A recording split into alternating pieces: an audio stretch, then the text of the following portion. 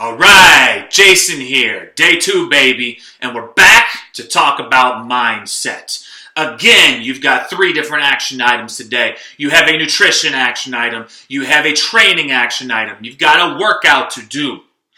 And now we need to talk about mindset. A little bit of a rehash on yesterday's mindset. Yesterday we discussed minimizing the change. If you haven't watched that video, make sure that you go back and you check it out. Should be in your email inbox. But we discussed how human beings have a difficult time wrapping our minds around time frames and ventures that either are going to be going on for a very long time or don't have an end date. This is why philosophers and high-level thinkers, for ever since human beings have been around, have pondered the universe and the size and scope of it. Because if you start thinking about it, it truly blows your mind, right?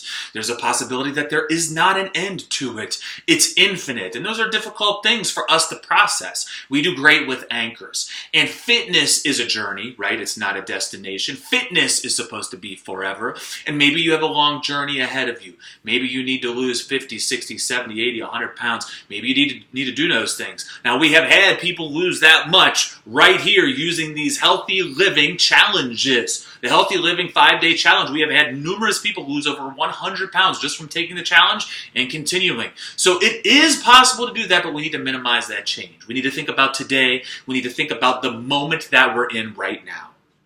And we need to think about, can we eat the meal that we have in front of us? Can we get to the gym today? Can we stay hydrated? Can we go to bed at a decent hour and get our beauty sleep? Can we do that? And the answer in every single case is yes, yes, yes, yes. Everybody has had a good day. Everybody.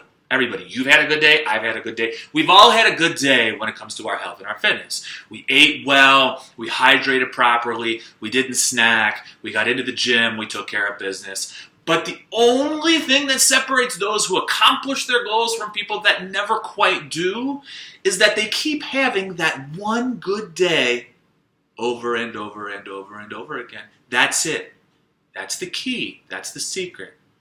Mind-blowing transformations aren't done through like extraordinarily killing yourself in the gym like Jillian Michaels in The Biggest Loser. That's not how it happens. It comes from daily attention to the actions that you put into place in that one day. So minimize that change. Eat well, train hard, get your rest.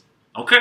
But today we're not talking about minimizing the change. Today we're talking about what to do when you're trying to minimize the change, but there's a roadblock. And roadblocks are going to happen, right? Excuse me. It would be wonderful if all that we had available to us in our society is the delicious meals that you have prepped and you have created in your refrigerator. If you had motivation, and we'll get to motivation later this week, if you had motivation to get to the gym every single day, you loved every workout, you loved every this, you loved every that, all of your friends were on the same eat healthy path, you went to a restaurant and the menu had like 3 things, and these were very healthy things, and they didn't throw the basket of bread in front of you or the chips and salsa. They didn't even serve alcoholic beverages. The parties that you went to weren't full of delicious, tempting, and hyper-palatable foods. That'd be great. Life would be easy. But we've got free will, right? And that's not the way our society is set up. There are difficult roadblocks and difficult obstacles that you're going to have to overcome. And those obstacles are overcome, again, with the mindset. So I want to talk to you a little bit today about the check-in.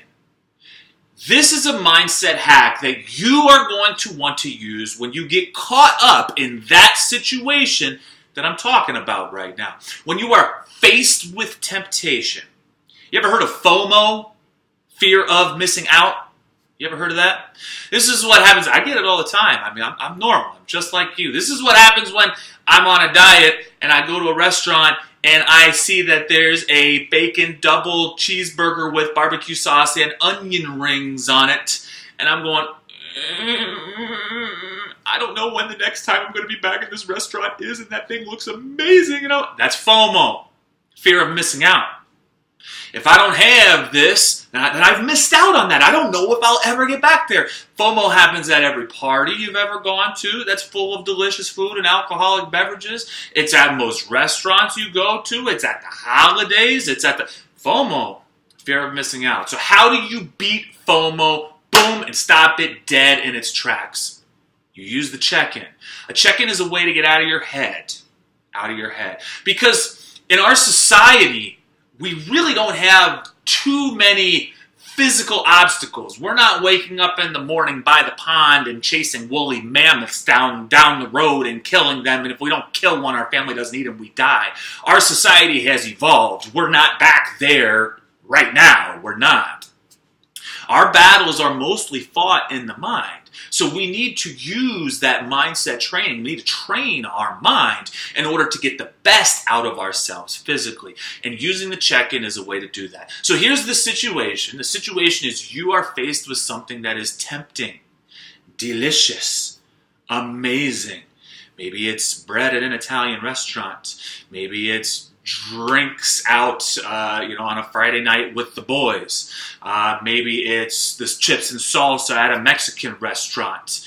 Maybe it's your friends want to go to Dairy Queen and you don't want to do that. Maybe it's Aunt Edna and her delicious cheesecake that she made, but I don't really want to eat that right now, right? This is the situation where you tell yourself, I don't want to eat that, but you start to feel anxious and like racing, and you're kind of going like this. You want to eat it, but you don't want to eat it. And there's like the angel and the devil on your shoulder. And the angel's saying, don't eat that, that's not healthy for you. And the devil's saying, you don't know when you'll get this the next time, so you got to make sure that you eat it right now, right? This is that situation. We're going to take a deep breath.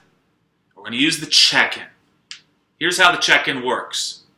You start by, you refer to yourself in the third person, right? You say, Jason, you are currently, and then you state where you are. So let's use the Mexican restaurant. That's a pretty popular one. I got two girls, and they love going to the Mexican restaurant because as soon as they walk in, they throw those chips in front of them, right?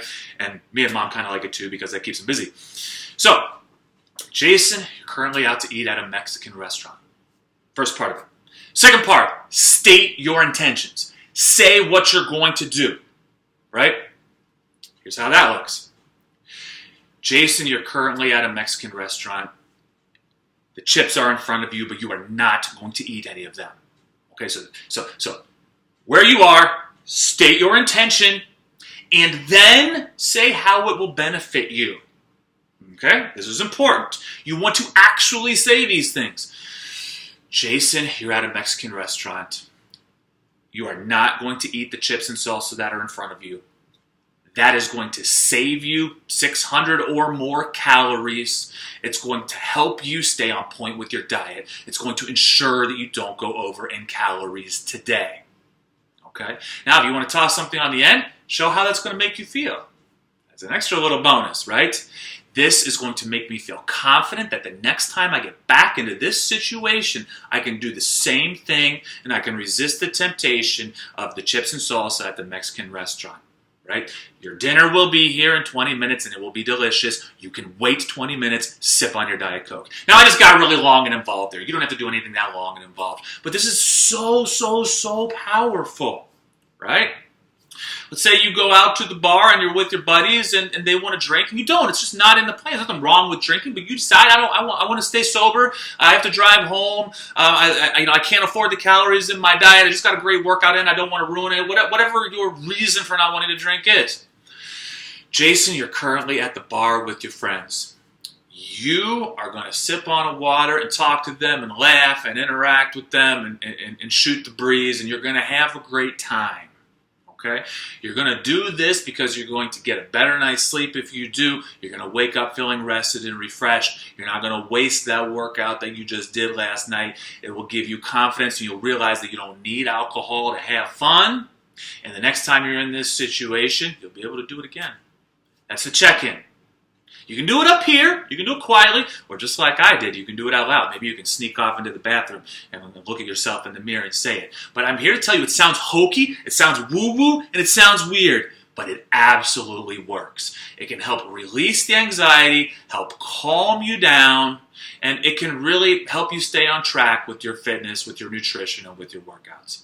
So I hope you've enjoyed today's lesson on the today's lesson on the check-in, and I'll be talking to you before too long.